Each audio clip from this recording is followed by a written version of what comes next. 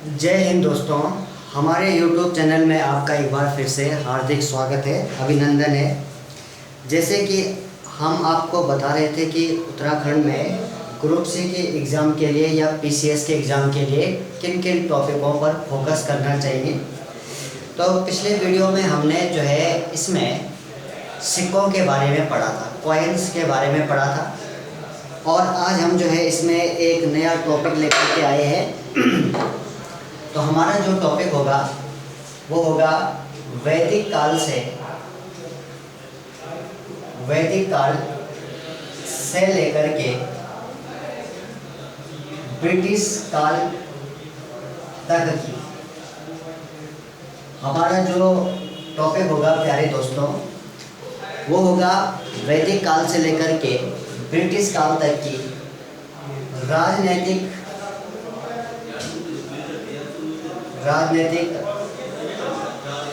प्रशासनिक,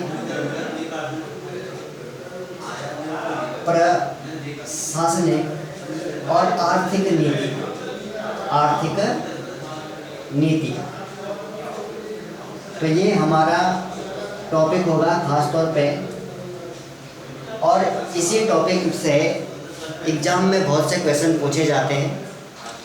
तो हम इस पे थोड़ा फोकस करेंगे। तो प्यारे दोस्तों, सबसे पहले हम देखें कि जो वैदिक काल आया था, वैदिक पीरियड जो 1500 से लेकर के 600 BC तक इसका टाइम पीरियड था। इसको हम दो भागों में बांट सकते हैं।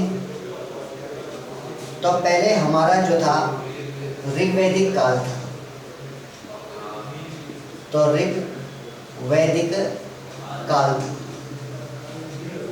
जिसका टाइम पीरियड 1500 से 1000 BC तक था। और दूसरा टाइम था जो हमारा वो उत्तर वैदिक काल था। तो उत्तर वैदिक काल जो है वो 1000 से लेकर के 600 BC तक उसका टाइम पीरियड था। तो इस टाइम पीरियड में हम केवल जो एग्ज़ाम के दृष्टिकोण से महत्वपूर्ण तथ्य है उनको पढ़ेंगे। जैसे कि ऋग्वैदिक काल में राजनीतिक और प्रशासनिक व्यवस्थाएं क्या थी और आर्थिक नीतियां क्या थी, हम उसके बारे में पढ़ेंगे। और फिर उत्तर वैदिक काल में किस प्रकार से राजनीतिक व्यवस्था में परिवर्तन हुआ, राजा का पद आनुवांशिक हो गया, उस सब को हम देखेंगे। इसके बाद हम इसी टॉपिक में इसे ब्रिटिश काल तक ले जाएंगे। तो मौर्य युगीन शासकों की प्रशासनिक व्यवस्थाओं के बारे में पढ़ेंगे, और जो है चोलकालीन प्रशासनिक नीतियों के बारे में पढ़ेंगे। फिर सल्तनत कालीन, मुगल कालीन और इस तरह से ब्रिटिश कालीन तक प्रशासनिक इकाइयों को देखेंगे। और ब्रिटिश काल में खास तौर पे भू राजस्व व्यवस्था को देखेंगे, मुगल काल में भी भू राजस्व व्यवस्था को देखेंगे। क्योंकि हम वो टॉपिक पढ़ रहे हैं जो एग्ज़ाम के दृष्टिकोण से महत्वपूर्ण है। जैसे कि आप सभी को पता है कि 40 नंबर का आपका उत्तराखंड में ये नेशनल जीके का क्वेश्चन आता है। और आप इस चैनल की प्ले लिस्ट में जाएंगे तो आपको जो है एक टॉपिक स्पेशल मिलेगा, Uttarakhand group C national GK. तो उसमें आप कॉइन्स को भी देख सकते हैं और अब इसे भी देख सकते हैं। तो टॉपिक को आगे बढ़ाते हैं।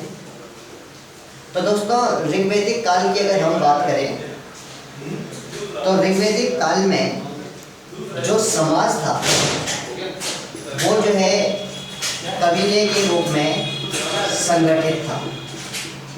तो ऋग्वैदिक काल में समाज जो है वो कबीले के रूप में संगठित था।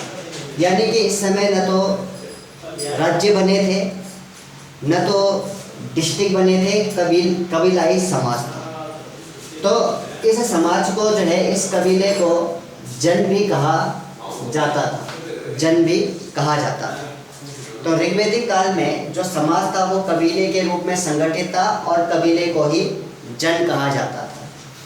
अब यहीं पे आपका क्वेश्चन बनता है कि जन शब्द का जो उल्लेख किया गया है ऋग्वेद में, क्योंकि जन एक क्या है, जन एक प्रशासनिक और राजनीतिक इकाई है, तो जन शब्द का जो उल्लेख ऋग्वेद में किया गया है वो करीबन 275 बार किया गया है। 275 बार जन शब्द का उल्लेख ऋग्वेद में किया गया है।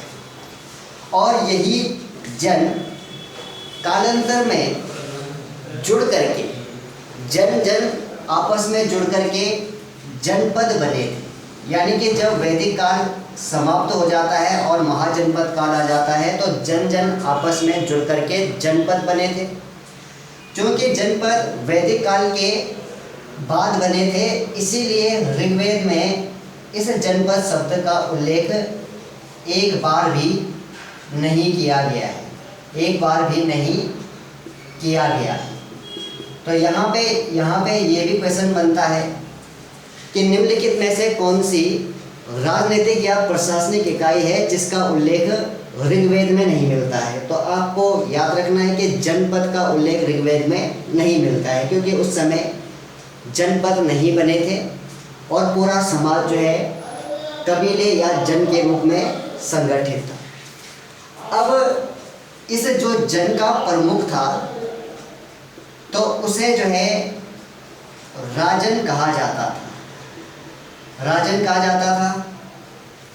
और उसका पद आनुवंशिक और वंश परंपरा पर नहीं होता था, जन के ही किसी एक योग्य व्यक्ति को राजन बनाया जाता था। तो उसी को जो है पुरचेता भी कहा गया है, उसी को जो है पुरचेता भी कहा गया है और उसी को राजन भी कहा गया है।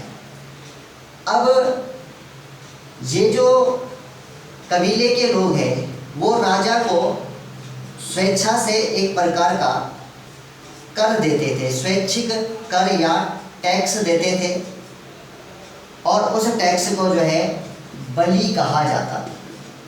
तो उस टैक्स को बलि कहा जाता था। ग्रुप सी में ये क्वेश्चन पूछा गया है कि वैदिक काल में बलि क्या था। तो वैदिक काल में बलि जो है राजा को दिया जाने वाला टैक्स था। राजा को जनस्थ गोपा भी कहा जाता था, जनस्थ गोपा भी राजा को कहा जाता था और उसको जो है टैक्स बलि दिया जाता था।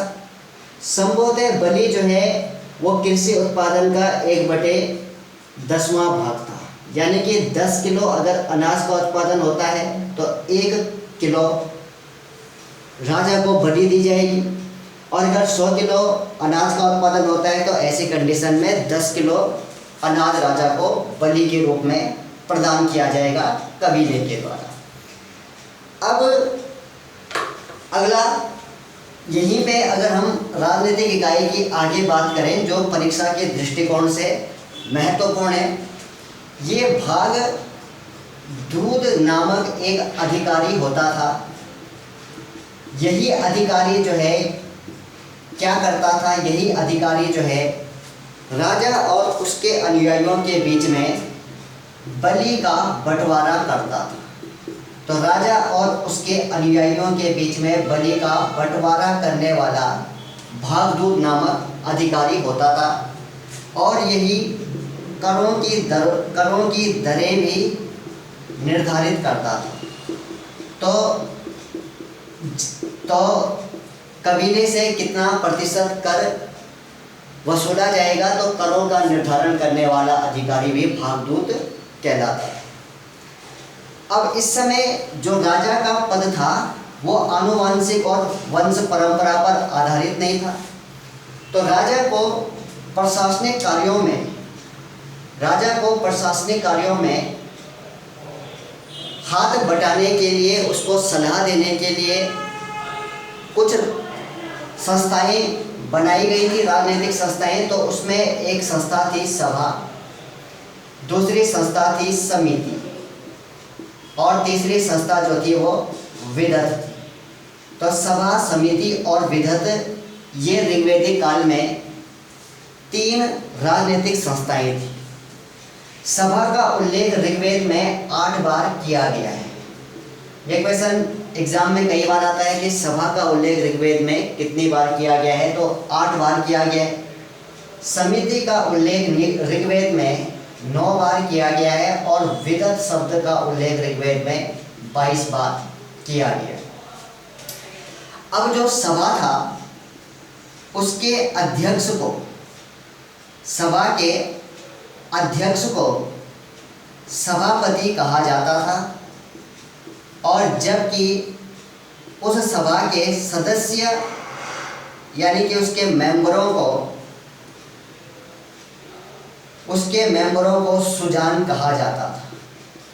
तो याद रखेंगे कि सभा के अध्यक्ष को सभापति कहा जाता था और सभा के जो सदस्य थे उनको सुजान कहा जाता था।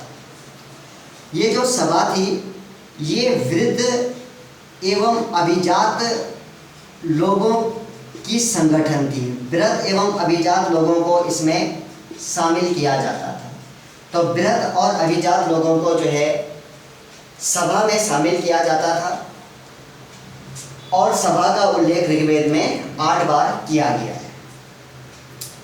आगे अगर हम बात करें कि सभा और समिति, इन दोनों को अथर्ववेद में, सभा और समिति दोनों को अथर्ववेद में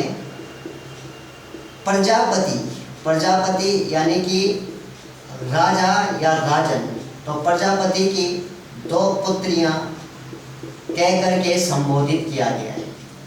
तो सभा और समिति को अथर्ववेद में प्रजापति की 2 पुत्रियां कहा गया है।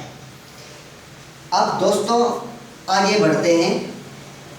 तो आगे प्रश्न आपका ये उठता है कि ये जो समिति है, इस समिति में जो है साधारण लोग इसमें रहते थे। जन साधारण का जो समुदाय था उसी को जो है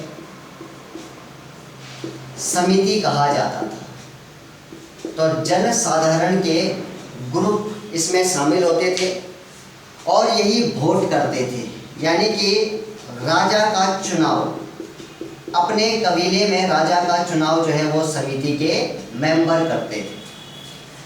और तीसरी बात यह है कि राजा के करप्ट होने पर, अयोग्य होने पर वो राजा को पदच्युत या अपदस्थ भी कर सकते थे, तो उसके पद से हटा सकते थे। ये समिति को अधिकार थे। तो यहाँ पे इतना क्वेश्चन आपके एग्जाम में बनते हैं। और अब आगे बात करें उत्तर वैदिक काल। तो उत्तर वैदिक काल की बात करें दोस्तों, तो उत्तर वैदिक काल में राजा का पद आनुवंशिक हो गया था, यानी कि अब समाज काफ़ी राजनीतिक रूप से काफ़ी आगे बढ़ गया था। तो राजा का पद यहाँ पे जो है आनुवंशिक हो गया था। दूसरी बात, उत्तर वैदिक काल में राजा की उत्पत्ति का जो सिद्धांत है, तो राजा की उत्पत्ति का सिद्धांत वो मिलता है ऐत्रेय ब्राह्मण ग्रंथ में। तो ऐत्रेय ब्राह्मण ग्रंथ में राजा की उत्पत्ति का सिद्धांत मिलता है। अब ऐत्रेय ब्राह्मण ग्रंथ के अनुसार मध्य प्रांत के शासक को, ऐत्रेय ब्राह्मण ग्रंथ के अनुसार मध्य प्रांत के शासक को राजा कहा जाता था और जो उत्तर क्षेत्र का शासक था उसे जो है विराट कहा जाता था। उत्तर क्षेत्र के शासक को विराट कहा जाता था। ये क्वेश्चन एग्जाम में आने लायक है कि ऐत्रेय ब्राह्मण ग्रंथ के अनुसार मध्य क्षेत्र के शासक को क्या कहा जाता था? राजा कहा जाता था। उत्तर क्षेत्र के शासक को विराट कहा जाता था और जो पूर्व क्षेत्र का शासक होता था उसे सम्राट कहा जाता था। तो पूर्व क्षेत्र के शासक को सम्राट कहा जाता था और जो पश्चिम क्षेत्र का शासक होता था उसे जो है स्वराट कहा जाता था और दक्षिण के शासक को भोज कहा जाता था।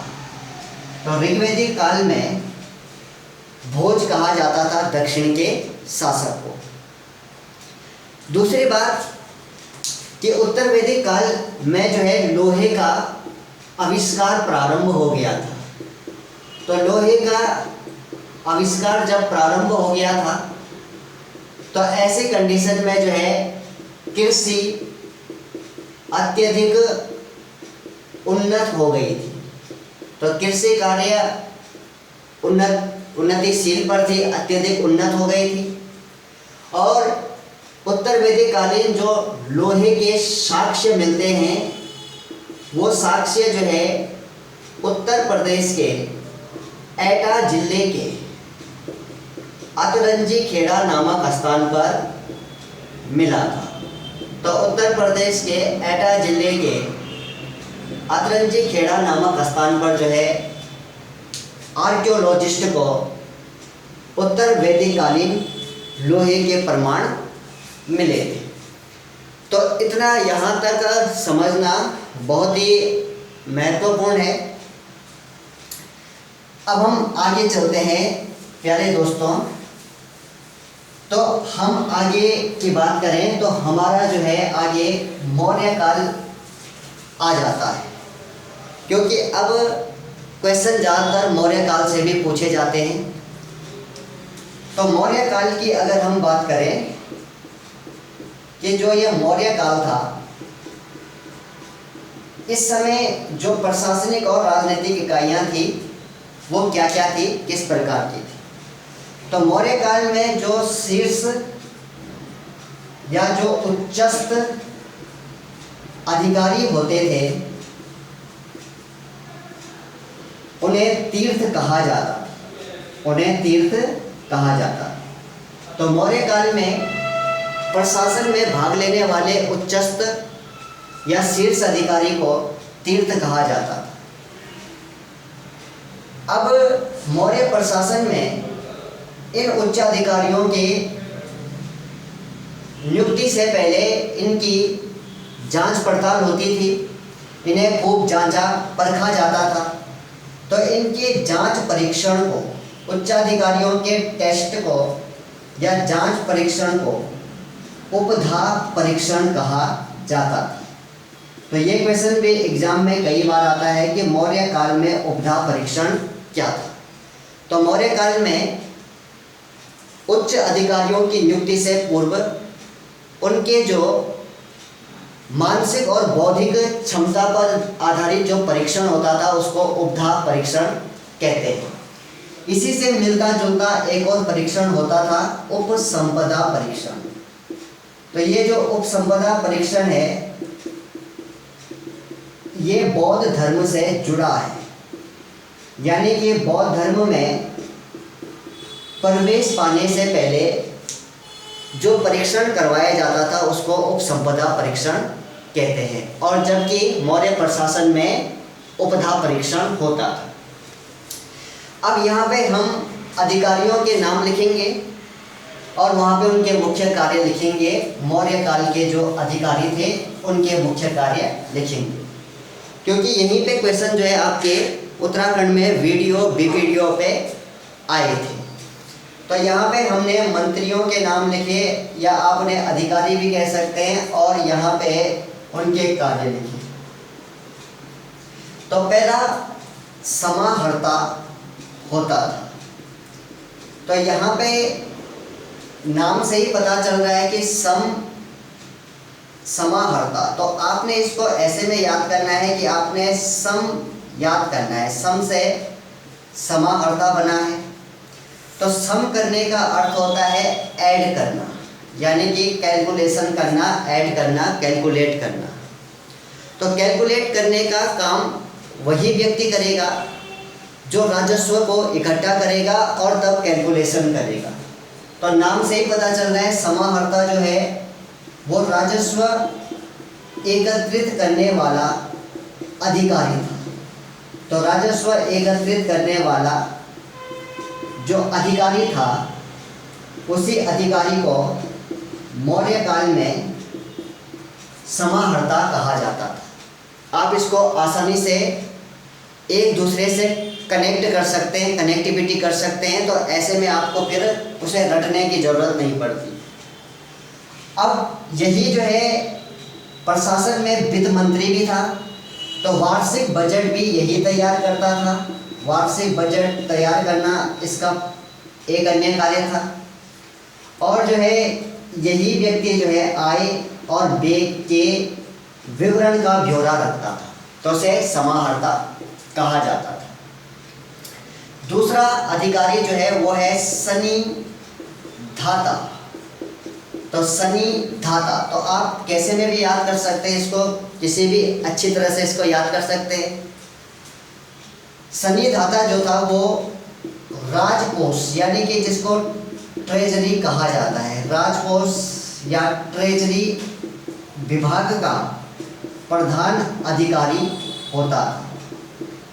तो राजकोष विभाग के प्रधान अधिकारी को सन्निधाता कहा जाता था।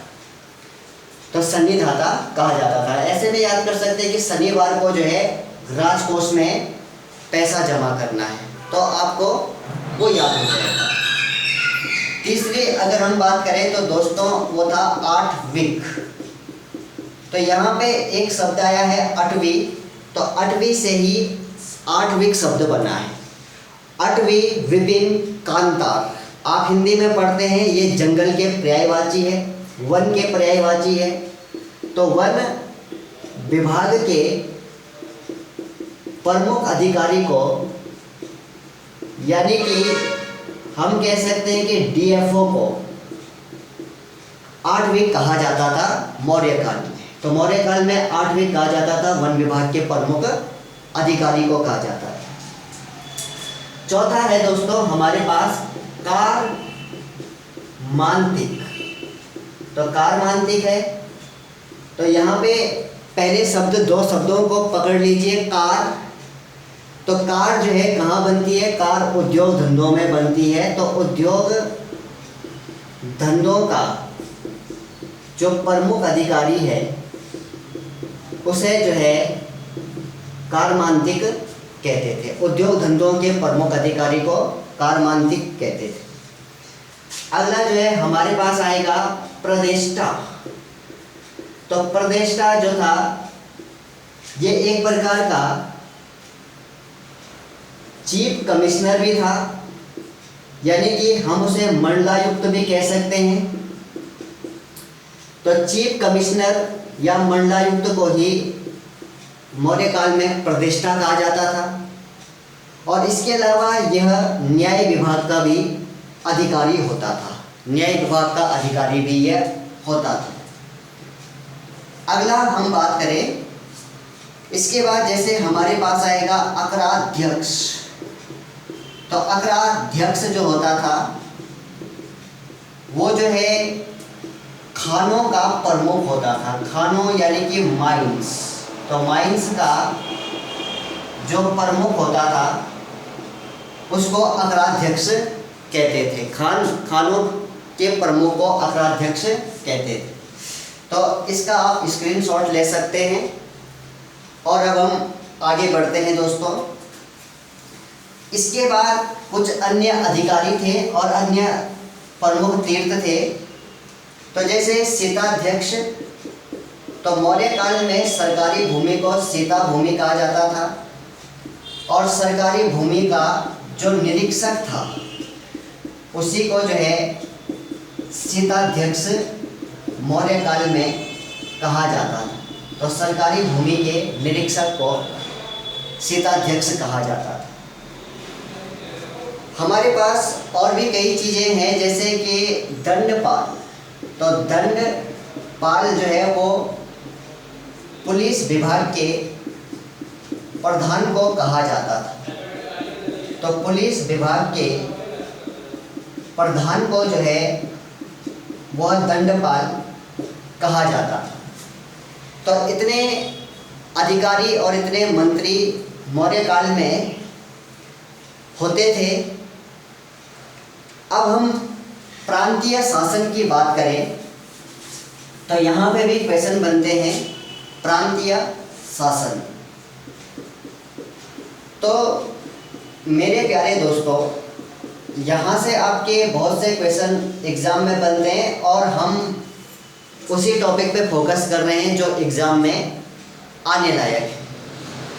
वरना आप पूरी बुक पढ़ोगे तो उसमें आपको काफ़ी समय कंज्यूम करना पड़ेगा।